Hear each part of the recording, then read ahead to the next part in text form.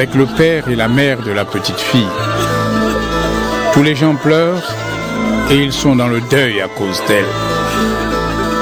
Jésus leur dit: Ne pleurez pas, elle n'est pas morte, elle dort. Les gens se moquent de lui. En effet, ils savent qu'elle est morte. Mais Jésus prend la main de la petite fille et il l'appelle en disant: Mon enfant, réveille-toi. Elle revient à la vie et elle se lève tout de suite. Jésus commande de lui donner à manger. Ses parents sont vraiment très étonnés, mais Jésus leur donne cet ordre. Ne dites à personne ce qui s'est passé. Luc, chapitre 9. Jésus réunit les 12. Il leur donne la force et le pouvoir de chasser tous les esprits mauvais et de guérir les maladies. Ensuite, il les envoie annoncer le royaume des dieux et guérir les malades. Il leur dit: Pour la route, n'emportez rien avec vous. Pas de bâton, pas de sac, pas de nourriture, pas d'argent. Prenez un seul vêtement chacun. Quand on vous reçoit dans une maison, restez-y. C'est de là que vous repartirez. Quand les gens ne vous accueillent pas, quittez leur ville en secouant la poussière de vos pieds. De cette façon, vous leur montrerez qu'ils ont mal agi. Les disciples partent et ils vont de village en village. Partout, ils annoncent la bonne nouvelle et ils guérissent les malades. Hérode, le gouverneur, entend parler de tout ce qui se passe. Il ne sait pas ce qu'il faut penser. En effet, les uns disent de Jésus: C'est Jean qui s'est réveillé de la mort. D'autres disent: C'est Élie qui apparaît. D'autres encore disent: Un des prophètes d'autrefois s'est relevé de la mort. Mais Hérode dit: Jean, je lui ai fait couper la tête moi-même. Qui donc est cet homme? J'entends dire tant de choses à son sujet. Et Hérode cherche à voir Jésus. Les apôtres reviennent et ils racontent à Jésus tout ce qu'ils ont fait. Jésus les amène loin des gens, vers une ville appelée Bethsaïda. Mais les foules apprennent cela et elles le suivent. Jésus les accueille, il leur parle du royaume des dieux et il guérit ceux qui en ont besoin. C'est bientôt la fin du jour. Les 12 s'approchent de Jésus et ils lui disent: Renvoie les gens dans les villages et les maisons des environs. Là, ils trouveront un lieu pour loger et quelque chose à manger. En effet, ici, nous sommes dans un endroit désert. Mais Jésus leur répond: Donnez-leur vous-même à manger. Les disciples disent: Nous avons seulement 5 pains et 2 poissons. Est-ce que nous devons aller acheter à manger pour tout ce monde? Il y a environ 5000 hommes. Jésus dit à ses disciples: Faites asseoir les gens par groupe de 50 à peu près. Ils obéissent et font asseoir tout le monde. Jésus prend les 5 pains et les 2 poissons. Il lève les yeux vers le ciel. Il dit une prière de bénédiction sur les pains et sur les poissons. Il les partage et les donne aux disciples. Alors, les disciples les distribuent à la foule. Tous mangent autant qu'ils veulent, et on emporte dans 12 paniers les morceaux qui restent. Un jour, Jésus prie dans un endroit isolé, et ses disciples sont avec lui. Jésus leur demande: Pour les foules, qui suis-je? Les disciples répondent: Les uns disent que tu es Jean-Baptiste, d'autres disent que tu es Élie, d'autres encore disent que tu es un des prophètes d'autrefois qui s'est relevé de la mort. Jésus leur dit: Mais vous, qu'est-ce que vous dites? Qui suis-je? Pierre répond: Tu es le Messie de Dieu. Jésus leur commande sévèrement. Ne dites cela à personne. Et il continue en disant: Il faut que le Fils de l'homme souffre beaucoup. Les anciens, les chefs des prêtres et les maîtres de la loi ne voudront pas de lui. Ils le feront mourir. Et le troisième jour, il se réveillera de la mort. Jésus dit à tous: Si quelqu'un veut venir avec moi, il ne doit plus penser à lui-même. Chaque jour, il doit porter sa croix et me suivre. En effet, celui qui veut sauver sa vie la perdra. Mais celui qui perd sa vie à cause de moi la sauvera.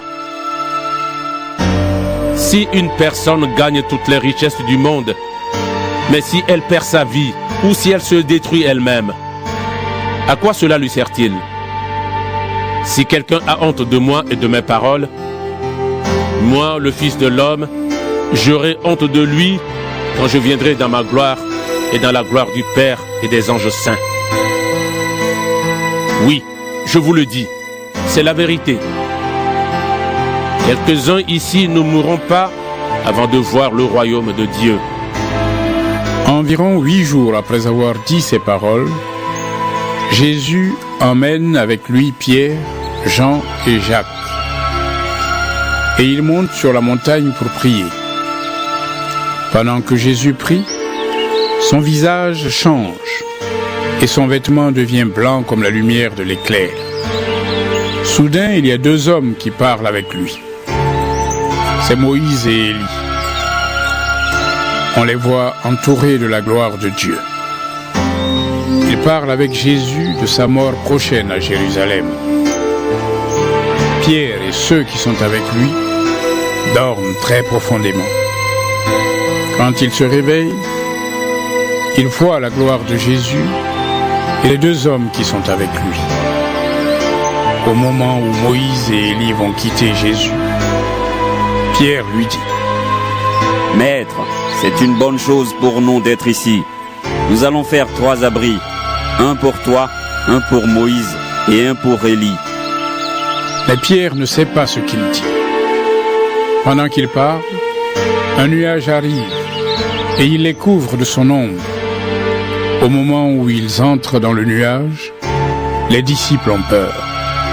Une voix vient du nuage et elle dit: Celui-ci est mon fils. C'est lui que j'ai choisi. Écoutez-le. Quand la voix parle, Jésus se retrouve seul. Les disciples gardent le silence. Et ces jours-là, ils n'ont raconté à personne ce qu'ils ont vu. Le jour suivant, Jésus et les 3 disciples descendent de la montagne. Une grande foule vient à la rencontre de Jésus. Dans la foule, un homme crie: Maître, s'il te plaît, occupe-toi de mon fils. C'est mon seul enfant. Souvent, un esprit le saisit et tout à coup, il le fait crier. Il le secoue très fort et de la salive sort de la bouche de l'enfant.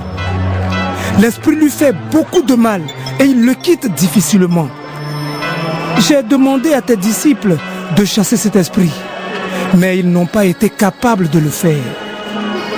Jésus dit: Vous, les gens d'aujourd'hui, vous n'avez pas la foi et vous faites le mal. Je vais rester avec vous et vous supporter combien de temps encore? Ensuite, Jésus dit à l'homme: Amène ton fils ici. Pendant que l'enfant arrive, l'esprit mauvais le jette par terre et le secoue très fort. Mais Jésus menace l'esprit mauvais. Il guérit l'enfant et le rend à son père. Tous les gens sont très étonnés. Ils disent: Vraiment, Dieu est grand. Tous admirent tout ce que Jésus fait. Alors, il dit à ses disciples: Ouvrez vos oreilles pour retenir ce que je vais vous dire. Le Fils de l'homme va être livré aux mains des hommes. Mais les disciples ne comprennent pas cette parole. Elle n'est pas claire pour eux. Alors, ils ne voient pas ce qu'elle veut dire. Et ils n'osent pas demander à Jésus, « Qu'est-ce que tu as voulu dire ?» Les disciples discutent entre eux. Ils se demandent, « Parmi nous, qui est le plus important ?» Jésus sait qu'ils discutent de cela. Alors il prend un enfant, il le met à côté de lui et il dit à ses disciples, « Si quelqu'un reçoit cet enfant à cause de moi, c'est moi qui le reçois. Et la personne qui me reçoit aussi celui qui m'a envoyé. Oui, celui qui est le moins important parmi vous tous, voilà le plus important. » Alors Jean dit à Jésus, « Maître, nous avons vu quelqu'un qui chasse les esprits mauvais en ton nom. Nous avons voulu l'empêcher de faire cela parce qu'il ne fait pas partie de notre groupe. » Jésus répond à Jean, « Ne l'empêchez pas. En effet, celui qui n'est pas contre vous est pour vous. » Le moment approche où Jésus doit quitter ce monde.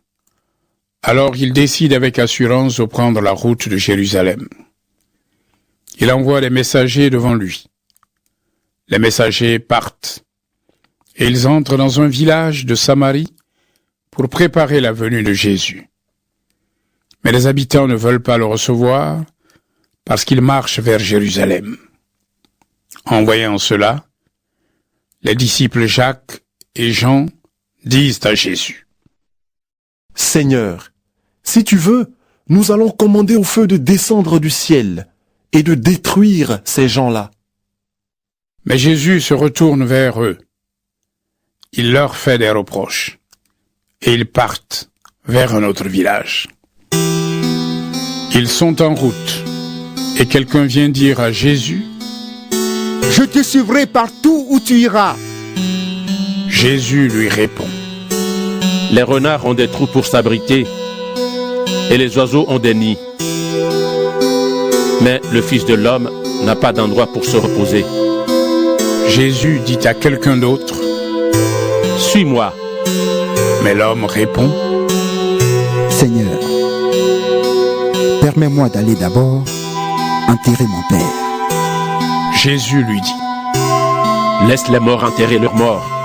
Toi, va annoncer le royaume de Dieu. » Quelqu'un d'autre encore dit à Jésus, « Seigneur, je vais te suivre, mais d'abord, permets-moi d'aller dire adieu à ma famille. » Jésus lui dit, « Celui qui commence à labourer et qui regarde en arrière, celui-là n'est pas capable de travailler pour le royaume de Dieu. » Luc, chapitre 10. Après cela, le Seigneur choisit 72 autres disciples. Il les envoie 2 par 2 devant lui, dans toutes les villes et tous les endroits où lui-même doit aller.